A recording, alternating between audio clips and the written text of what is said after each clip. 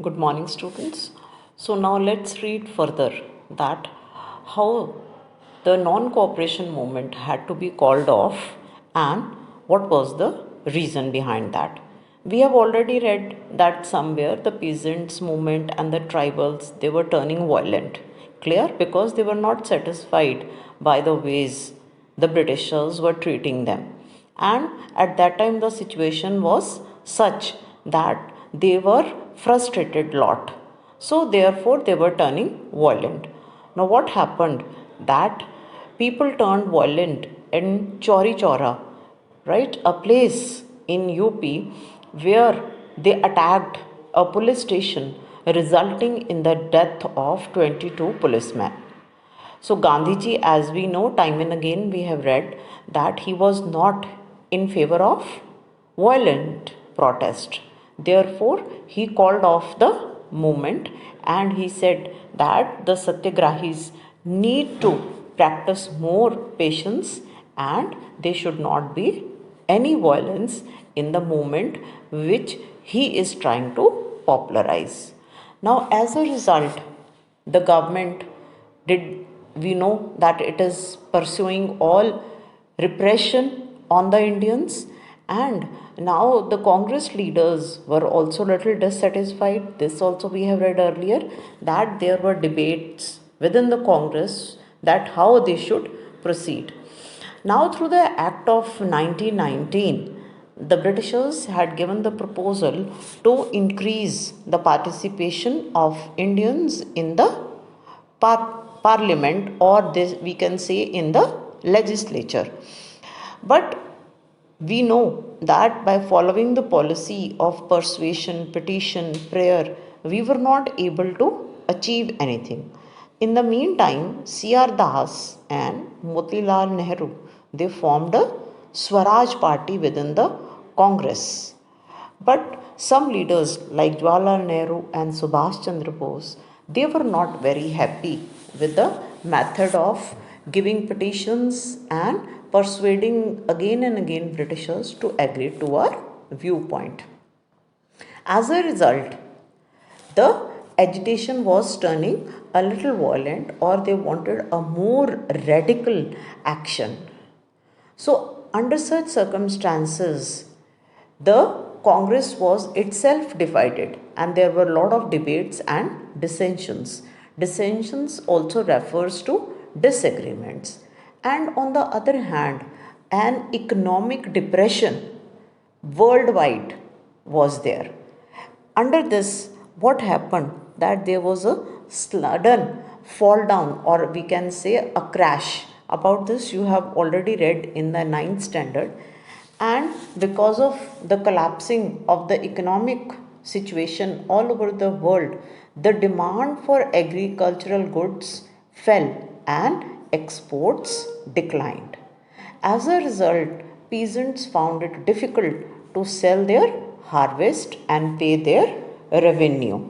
So, the whole of the countryside, especially the rural areas, were in a turmoil. Turmoil means that all the circumstances we have already read after the First World War, situation was bad, clear, and the peasants and the farmers were suffering.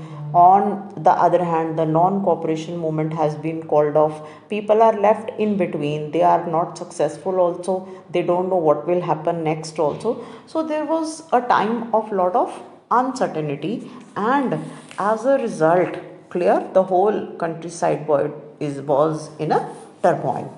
Now, against this background, that is the Tory government in Britain, they constituted a commission by the name of Simon Commission.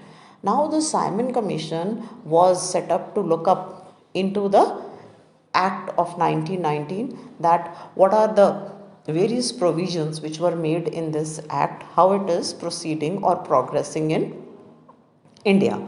So, Sir John Simon arrived with the commission, but the Indians again protested against the commission because the commission did not have any Indian. Clear?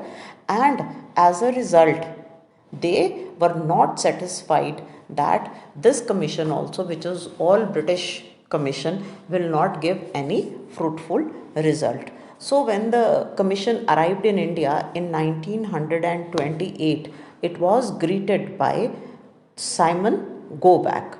So again there were demonstrations, and as a result lathi charge was also there. Again the government used force, and in between Lord Viceroy Irwin announced in October 1929 that India would be given a dominion status. Dominion status means that we will not be independent, we will not be sovereign, we will continue to be under the British.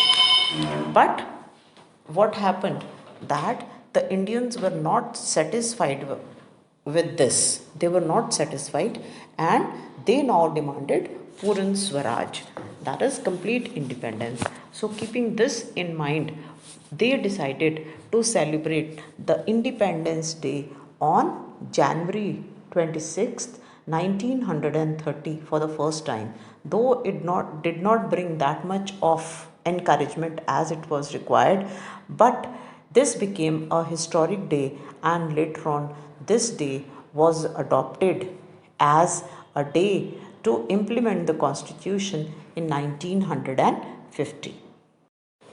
Further, when Gandhiji saw that the non cooperation movement could not bring the desired result which he had expected, now he wanted to pick up some issue which could be very effective and close to a common man. So, salt, which was a commodity used by rich and the poor both, the Britishers had imposed additional tax on salt, plus, they had taken up the monopoly of manufacturing the salt. Mahatma Gandhi presented a letter to Viceroy Irwin in which he presented 11 demands. Some of these demands were general, but he laid stress on a few demands, and that was that he wanted that the tax on salt should be removed. A day was fixed, that is, by 11th March, Mahatma Gandhi wanted that his demands should be fulfilled, otherwise, the next course of action will be adopted. Lord Irwin did not negotiate, he did not agree, and as a result, Mahatma Gandhi started his famous Dandi March from the Sabarmati ashram with his 78 trusted volunteers, and he moved towards Dandi, that is 240 miles, where on the coast he manufactured salt by boiling water.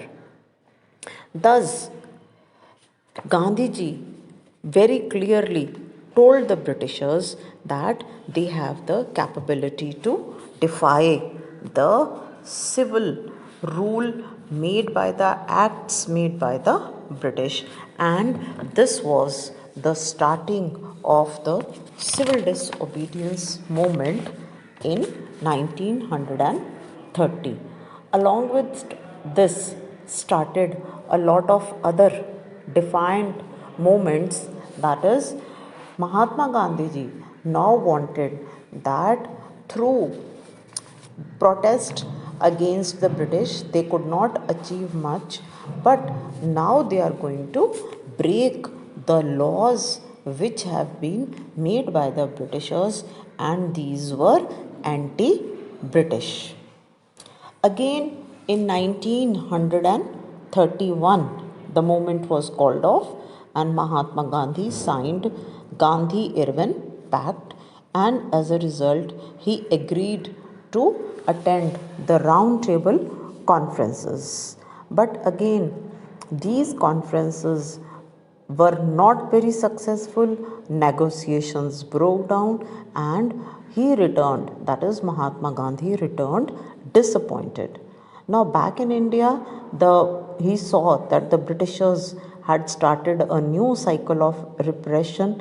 Many leaders, Ghaffar Khan, Jawaharlal Nehru, were in jail, and other such Many such leaders were being taken into jail by the British.